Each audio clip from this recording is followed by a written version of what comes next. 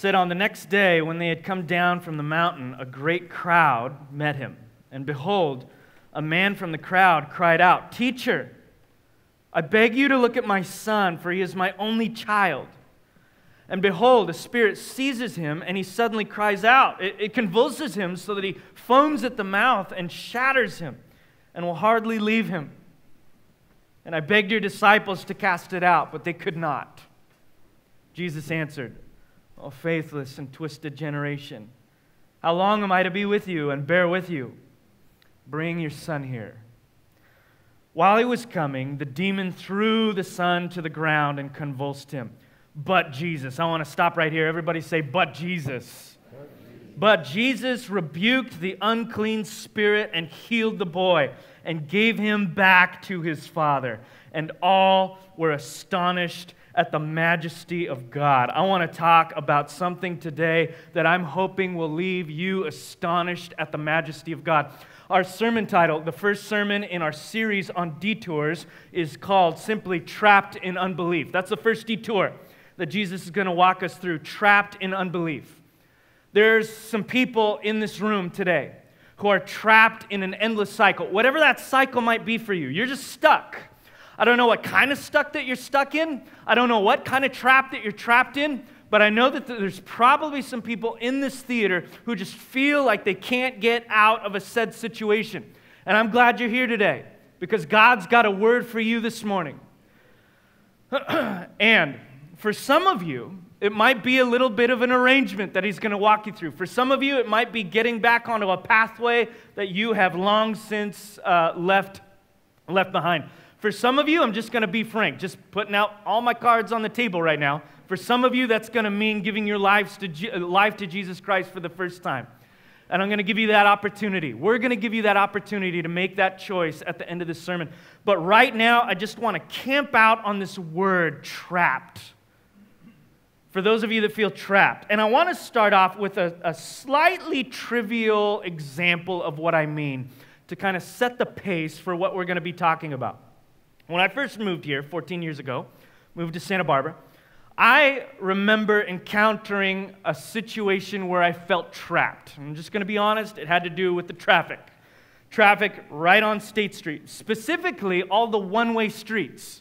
Where I come from, in rural Watsonville, 4 hours north of here, we didn't have any one-way streets. And so I moved to Santa Barbara, my young self, 15 years ago, just enamored with the glitz and the glamour of State Street. And I immediately went to State Street, because that's what you do when you first move here. You go to State Street. And I began to drive. And there were one-ways everywhere, right? Every street was a one-way around State Street. It was Anacapa. It was Santa Barbara. But even the streets that were two-ways eventually turned into one-ways without any warning whatsoever. Chapala, Delavina, they were all that way. And to make matters worse, they were all clustered around State Street, which was where I was told I had to go because I moved to Santa Barbara. Now, on State Street, to make all of that the worst, as worse as it could possibly be, was this little rule on State Street that you might be familiar with. No left turns on any day except Sunday. Why Sunday? Because Jesus rose from the dead. People keep telling me that the resurrection of Jesus doesn't change things. I'll tell you it changed things right now. It changes death, it defeated the devil, it wipes away your sins, and it changes the flow of traffic on Sunday. You can turn left on State Street on Sunday, but from Monday to Saturday, there are no left turns. And so imagine my chagrin as a new Santa Barbaran as I'm driving down State Street and I get stuck or trapped in an endless cycle of figure eights. Going down State Street just constantly. I can't turn left. I can't turn left. I'm doing figure eights. And all I wanted to do was get to Habit Burger. That was all I wanted in my life. Couldn't get there. Now, that is a silly and trivial example, but I'm hoping that the simplicity of that feeling resonates with you in the real feelings of trappedness that you encounter. That was silly for me. But frustration, I might have experienced a little bit of frustration on State Street, but frustration rises in correlation to what's at stake in your situation. For me, I experienced a little bit of frustration, stuck, trapped in an endless cycle in traffic. But you might experience a little more frustration being stuck in an endless cycle of broken relationships.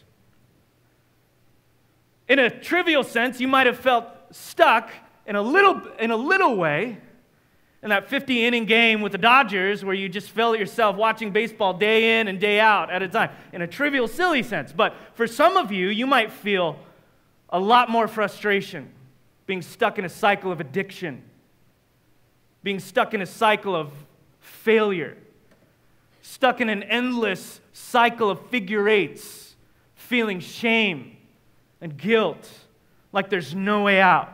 Frustration rises in correlation to what's at stake in the situation. Your situation might feel to you to be bleak.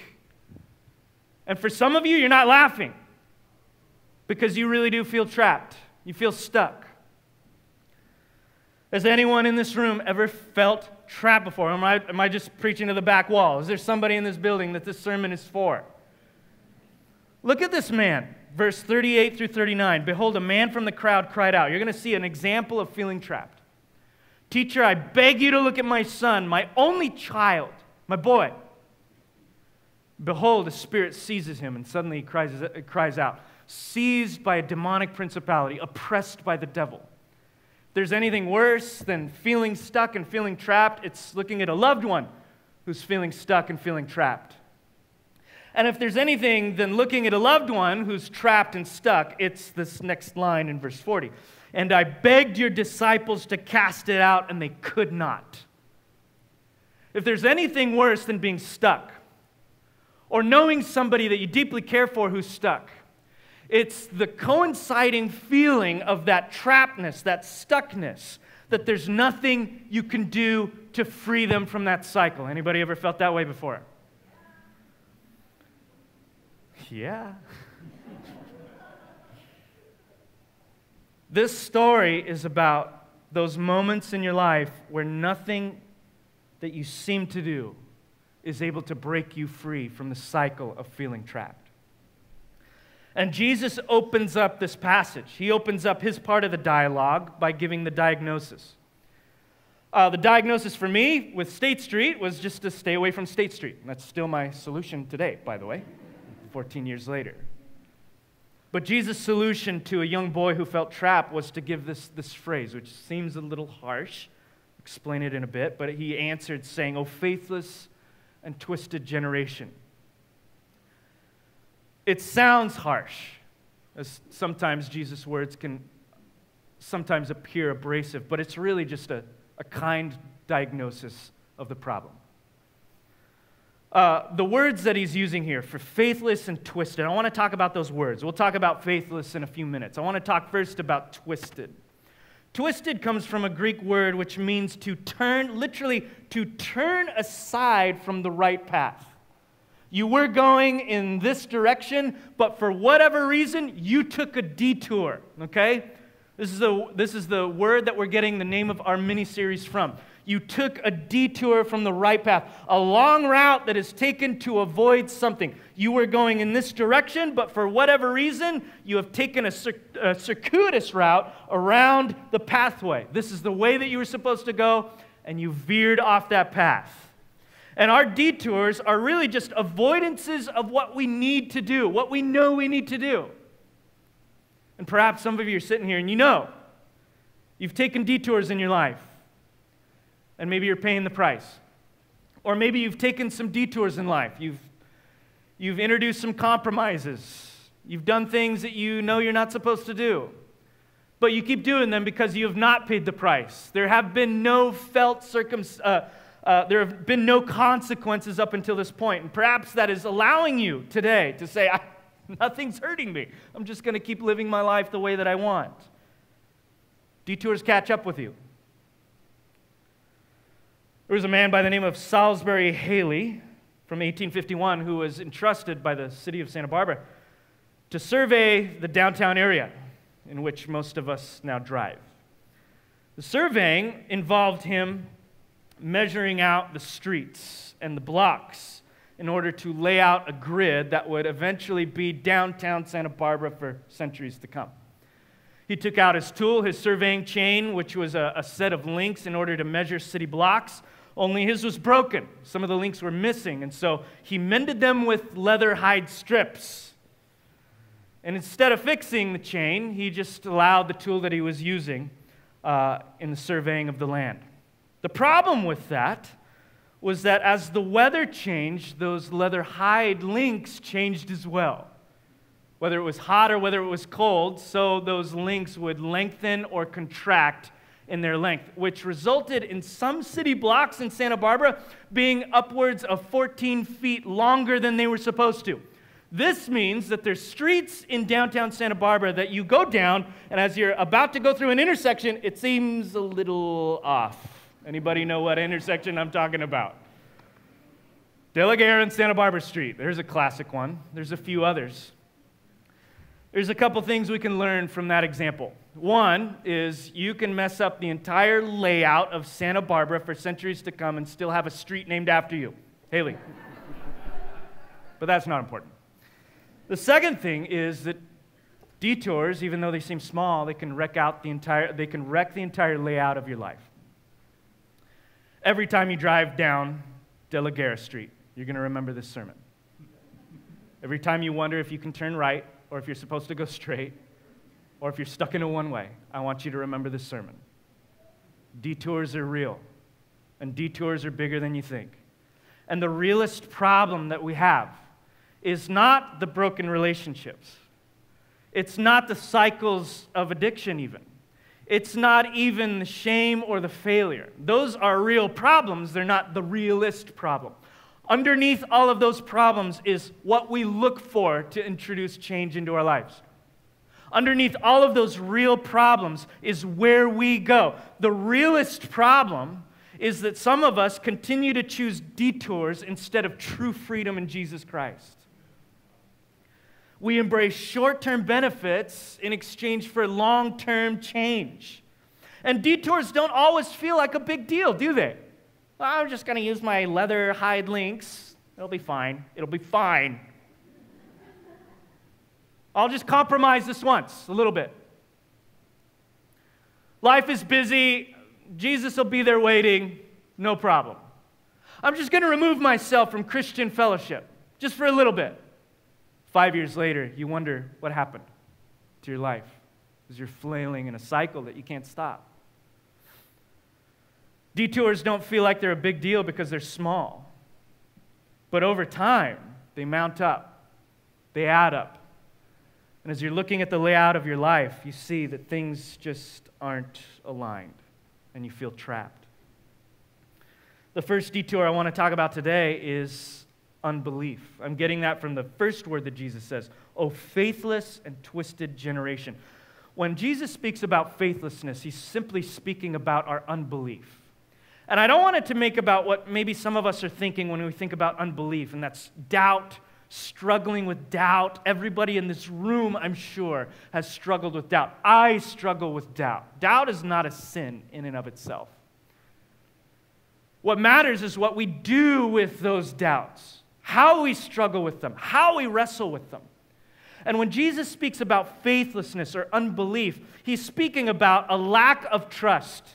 He's speaking about people who are wrestling with doubts, wrestling with questions, and instead of going down the pathway into the arms of Jesus, they're going down their detours into compromise, self-medication, all the variety of ways in which we try to make sense of our lives that is not Jesus.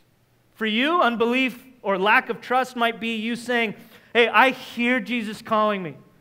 He's been moving in my heart. He's been moving in my life. He's been trying to get my attention. I just don't think he can help. He can help that guy. He can help that lady, but I don't think he can help me.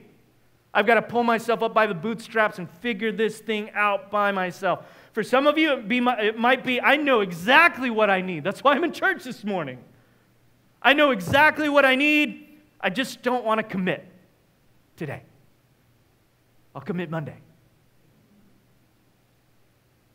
Some of you might be saying, "I know God can free me from being trapped. I just don't want to give up the things that he's calling me to give up in order to experience and taste true freedom. The short-term benefits of this thing that I have are worth more to me now than long-term change." For some of you, it might be, I have doubts, I have questions. I just don't want to deal with them in the presence of God or other people. Whatever it is for you, you might find in taking the detour of unbelief that it doesn't affect your life too dramatically right away. But over time, your trust begins to erode. The more you entertain unbelief and faithlessness, the more your trust begins to erode. What used to be trust gives way to cynicism. You find your spirit and your heart callous to the things of God, to the goodness in other people, and you find yourself in a tunnel that just appears to be dark. And then you wake up one morning and you say to yourself, I'm trapped. How did I get here? A long journey of detours and the detour of unbelief. Maybe you're here this morning and you've actually done all of this already. The erosion of trust, the cynicism, the hardened heart, the hardened mind. And you're looking at me and you're hearing me with skepticism in your mind. Maybe you already feel trapped in your unbelief, wondering, well, who can help me now? That's where the story takes a slight turn. It says in verse 41 through 42, Jesus' first 4 words after the mild rebuke to the disciples and to the people, bring your son here. You know what I love about this? The solution in the story, the gospel as we would call it, the picture of the gospel in the story is not Jesus telling people like that son, the father, or even his disciples or anybody in this room, you need to pull yourself up by the bootstraps and believe more. Just wrestle your willpower into submission and believe better. He's not telling people at Reality Santa Barbara, you need to get your life in order and then I will rescue you from bondage. He's not saying you need to dot the I's, cross the T's, believe all of these right things, sweep your house because it's messy and I don't want to touch your living room. And then when your heart and your mind are in a settled place, then I'll come in and visit you. He doesn't say any of that stuff. He says, bring your son to me. There's people in this room who feel trapped. They don't know what to do about their lives. They don't even have the willpower to look up at the beauty and faithfulness of God. And God is still saying to you out of His goodness and His mercy and His kindness and His grace and His love, bring your son here, whatever that means to you. Notice that the focus of the story isn't even on their faithlessness. Jesus just rebuked everybody in the room for being faithless, and He still brings them His healing power. The focus of the story is not on the faithlessness of humanity, but on the faithfulness of God who loves humanity. Jesus is the one who brings the power of unstuck, both to the boy who is oppressed by the devil, but also to the parents and the disciples and the onlookers who had no idea how to set him free. He unsticks them all. He brings them all out of the trap. Jesus rebukes the unclean spirit, heals the boy, and gives him back to his father. Even when you lack faith, even when you lack the tenacity, the wherewithal to pursue Jesus, Jesus is still pursuing the restoration of your life. Even if you've fallen off the wagon, even if you've gotten stuck in a series of figure eights, spiritually or emotionally speaking, Jesus is still in hot pursuit. He doesn't get trapped. His eyes are locked on you like a hawk, and He's in mad pursuit for the restoration of some trapped hearts in this building. Perhaps there's some people in this room that feel trapped by a variety of things, right? Maybe you feel trapped in your sin, the ways in which we fall away from Jesus. Some of you, maybe you feel trapped in bad and destructive habits. Some of you, maybe you feel trapped in loneliness. Some of you, maybe you feel trapped in broken relationships that you can't get out of and that you can't fix or mend. Maybe some of you are trapped in hurtful cycles with yourself, with other people, again, that you can't fix. And maybe, worst of all, maybe in relationship to one of those cycles, you also feel trapped in unbelief. You're at a point in your life where you think there's no hope for you anymore. That is a lie from the pit of hell. Some of you, maybe you feel like you're struggling to believe that there's a light at the end of the tunnel. But Jesus wants to do for you what he did for that son. I love those two words in that passage, but Jesus. I love that stuff like that comes up all over the Bible. In Ephesians chapter 2, first it talks about our sin. It talks about how we were trapped, about how we were depraved, about all of the things that we do to ruin our lives. But God, in the riches of his mercy. But Jesus wants to do for you what he did for that son. He rebuked the unclean spirit. He healed the boy, and he gave him back to his father. I think Jesus wants to do that this morning. I think Jesus wants to take some people out of the clutches of the devil and give them back to his Father. In John chapter 12, verse 46, for those who feel confused or locked down or trapped or stuck in the darkness, Jesus himself would say, I have come as a light to shine in this dark world, so that all who put their trust in me will no longer remain in the dark. If I could paraphrase that from the Chris Lazo translation of the Bible, Jesus is saying, I have come to release people who are trapped by the power contained in myself. Jesus did that finally and most perfectly and most vividly when he died on the cross and rose again on Sunday. Rose again 3 days later. Not just for the forgiveness of our sins, but for the eradication, for the destruction of spiritual powers in heavenly places. To break chains over people who feel trapped. To release blind eyes of people who can't see. To open up dead hearts that cannot believe. To deal with the doubts that we and no one around us can deal with, Jesus can deal with. When he died on the cross and he rose from the dead, he did not do that to give us some nice cross jewelry. He did that to open up a way for God's world to come close to your world, for you to experience and taste and see that God is real and God is good, and you don't have to be trapped anymore.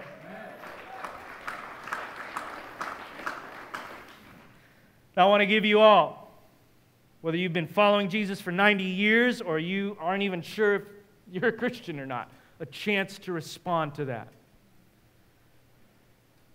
But first, that invitation that Jesus offers is simply about getting back on the pathway with him. It starts with dealing with our unbelief. It starts, if I can put it this way, with trust.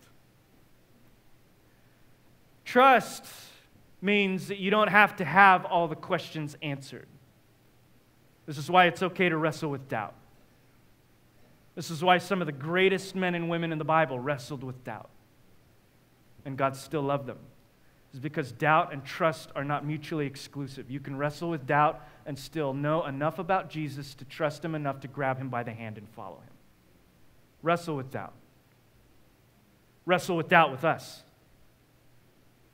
as we reach out and grab the hand that Jesus has extended to us. It starts with trust. In the end of that line, in verse 43, I love the response of the people and the disciples and the parent. And all were astonished at the majesty of God. They didn't do anything. They didn't get their lives back together.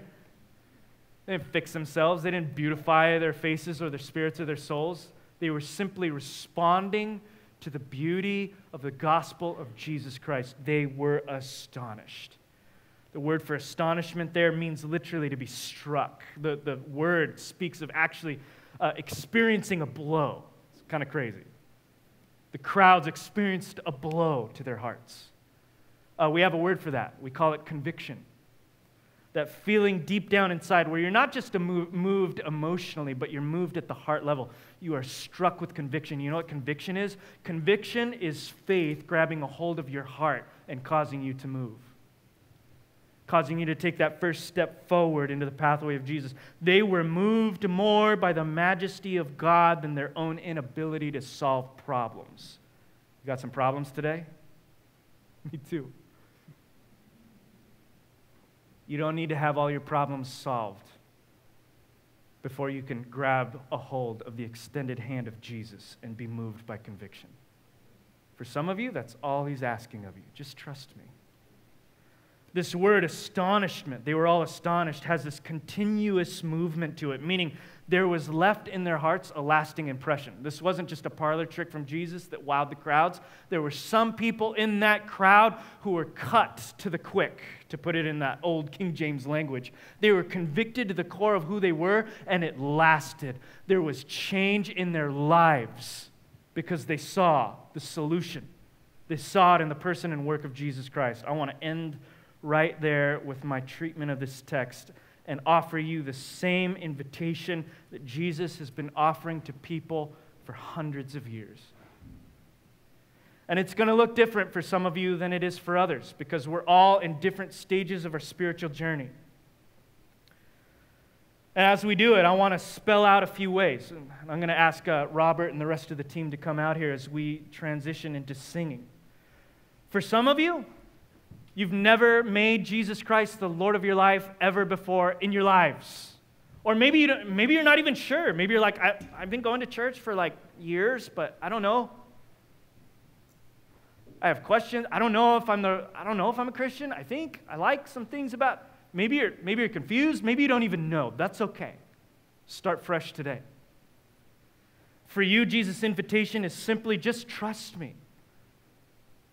I'll figure this out with you as we go. I've indeed already got it figured out, but just trust me. Just grab me by the hand and trust me. For some of you, the call on your life, because this is brand new to you, is to start to wrestle with Jesus' invitation in your life to follow him. Jesus, in another part of the Gospels, would say to people who would endeavor to follow him, I want you to count the cost. I want you to calculate the cost of what it's going to mean in your life to follow me. In other words, it's not always going to be easy. It's not always going to be a cakewalk. I'm not going to remove every problem you've ever had. There's going to be challenges, but I promise you that joy will come in the morning. But I don't want anybody to step into this journey with me without calculating what it's going to be like. Are you ready to do this thing with me? For some of you, this is brand new to you, and your goal, your homework today is to simply calculate what does it mean to follow Jesus, and is that really what I want in my life? And I pray that your answer would be yes. Wrestle with the implications. Are you willing to surrender your life to follow the Master?